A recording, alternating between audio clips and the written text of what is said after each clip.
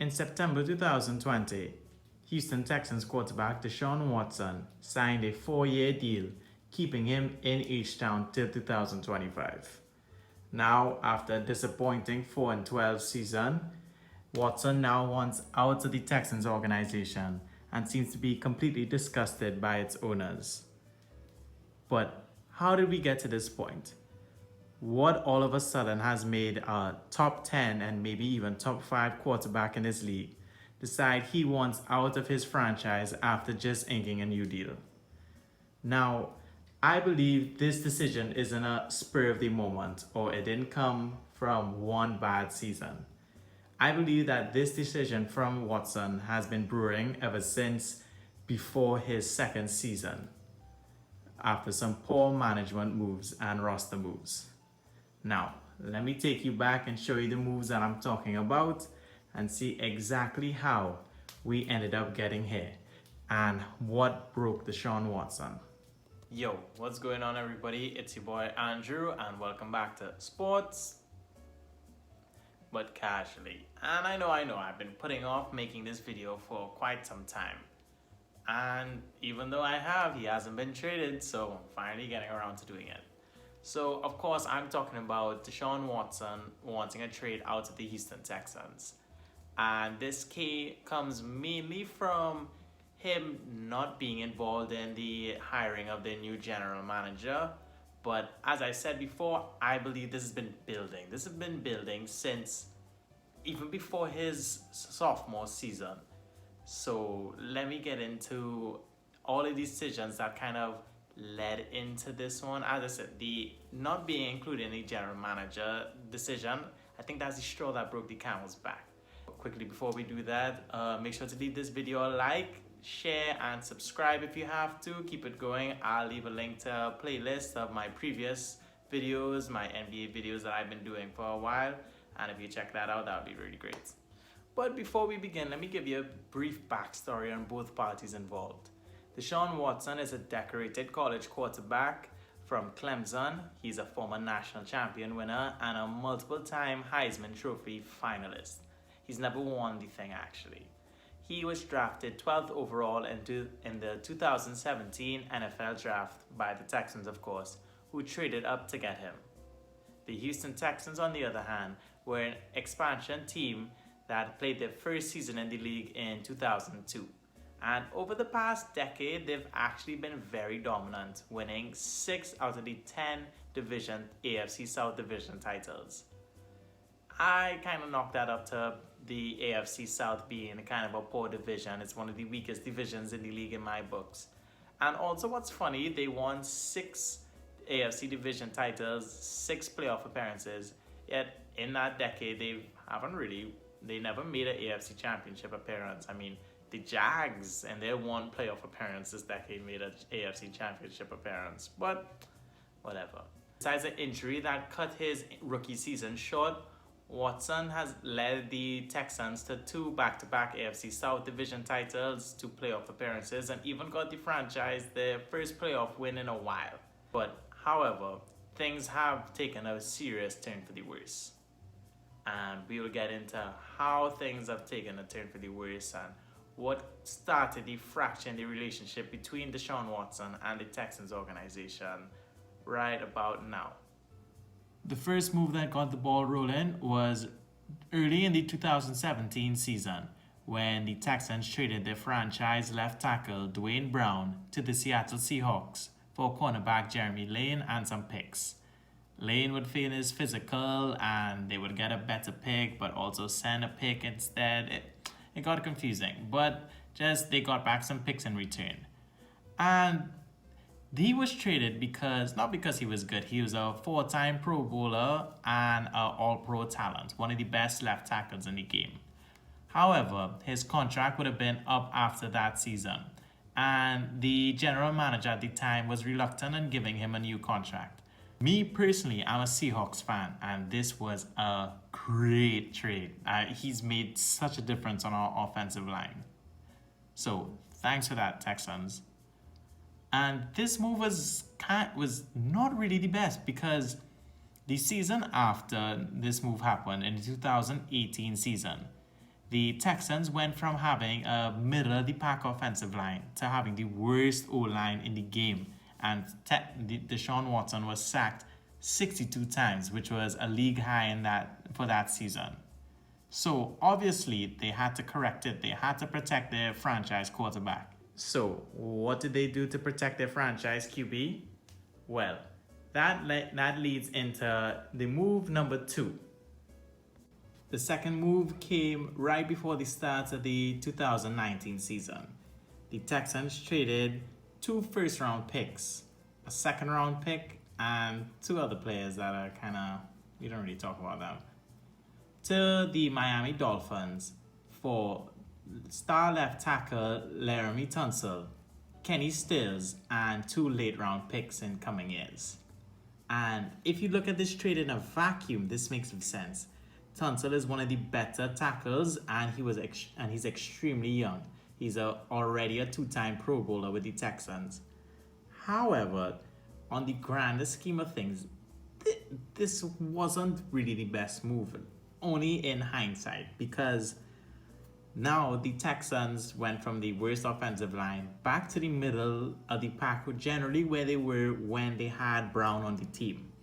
They gave up 2 first-round picks, and their 2021 first-round pick, since they had such a horrible season this season, is now 3rd overall.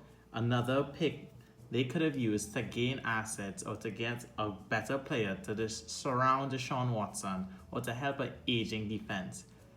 And without so many of their assets, this really hinders the Texans long term, which, if you haven't noticed, Deshaun Watson would have been stuck around for.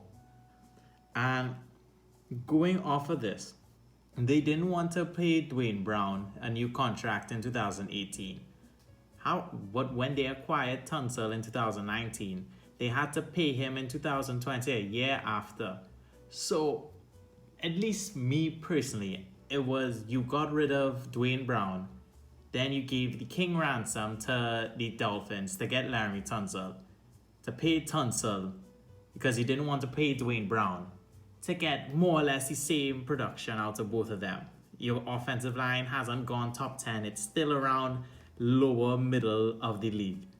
So in a vacuum, this trade is really good. I'm not saying Tunsil isn't a good player, but I'm just saying I would have just paid Dwayne Brown. You would have kept assets, and maybe you could have used this 2021 first round pick to get an offensive lineman that would have helped replace Brown since he was getting up there in age. But the lack of assets moving forward is what really hurts this team. The third move that I'm going to talk about also happened right before the beginning of the 2019 season. That's when they traded their former number 1 overall pick, Jadeveon Clowney, to guess who? The Seattle Seahawks, for 2 players and a 3rd round pick that they later traded. So they just gave him away for free, if I'm being honest. So this move happened because Clowney had beef with the front office. He was franchise tagged as a linebacker instead of a defensive end, which means he was getting paid less. So that started about 6 months worth of beef. And he skipped all of their OTAs and never reported to training camp, and they just decided to let him go. Which, I mean, kind of understandable from both sides. But why this ended up being bad in the long term?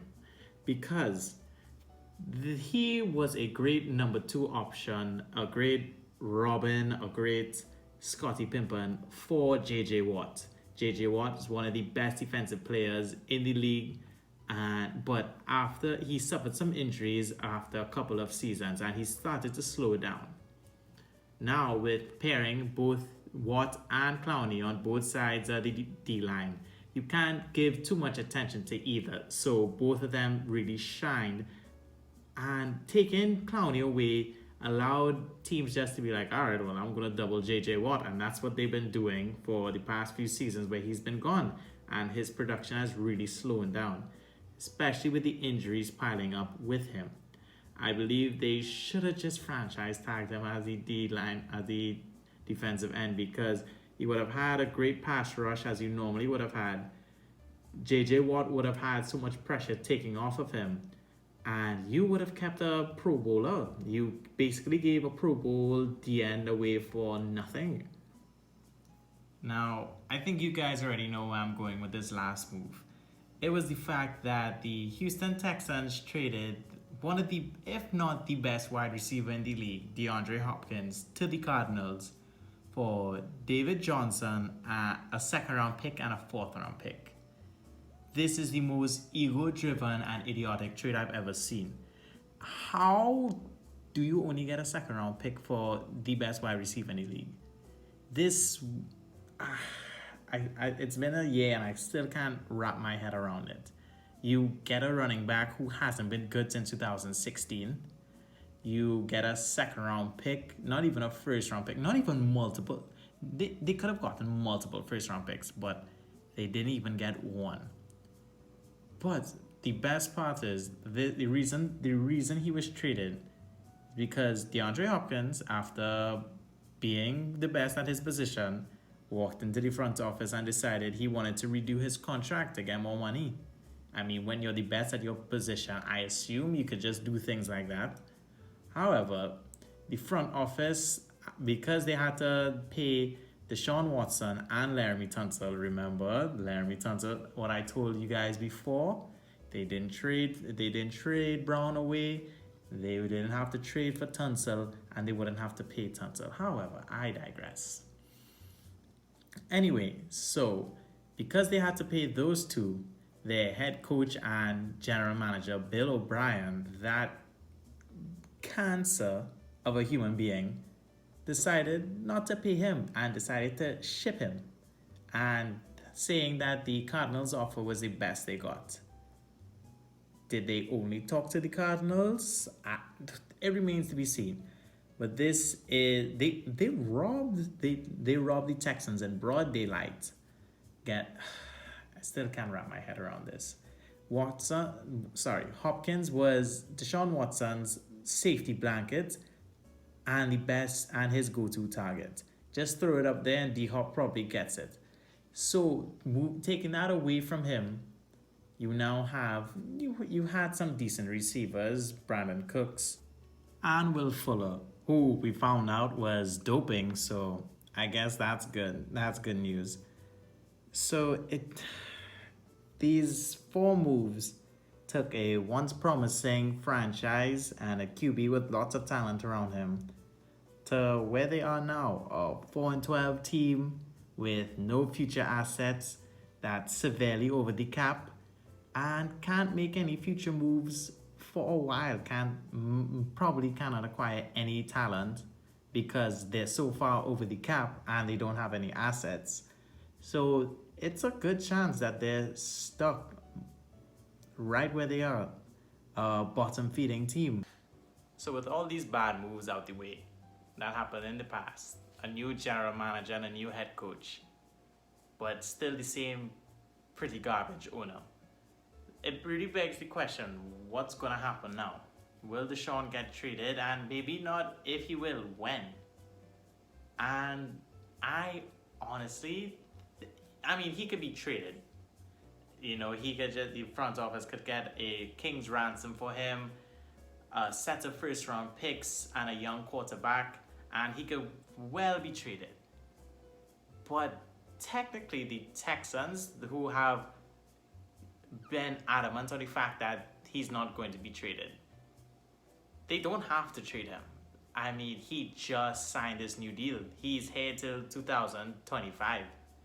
And the Texans, their leverage is could fine him for preseason games missed, with training camps missed. If he retires, they collect about 20 mil. And I believe if he unretires, they'll still own his playing rights. So there's no real motivation for the front office to get rid of him. So as much I believe he wants out and fans want him out, especially to go to places like Green Bay or the Detroit Lions or Washington football team, there's no real urge or sense of urgency or need for the Texans to trade him right now. They have 5 years to mend this relationship. And if Deshaun hates the owner, I'm sure he would hate having money coming out of his pocket. So I believe I think he's going to play at least this season with the Texans. Well, 2021-22 season with the Texans. And then after, maybe he might be traded. But I believe that the new head coach and the new general manager can kind of talk some sense into him. Maybe try their best to build a competitive roster, or at least a decent roster around him.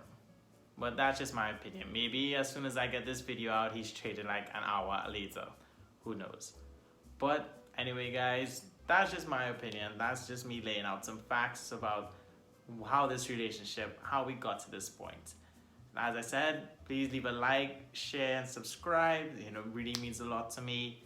If you guys enjoy what I do here, please make sure to check out the playlist. I have a lot of other NBA content coming out. I will try to get more NFL content to come out later on. Hopefully after the Super Bowl, maybe call it a month after the Super Bowl. But until then, y'all take care, and I'll see you next time.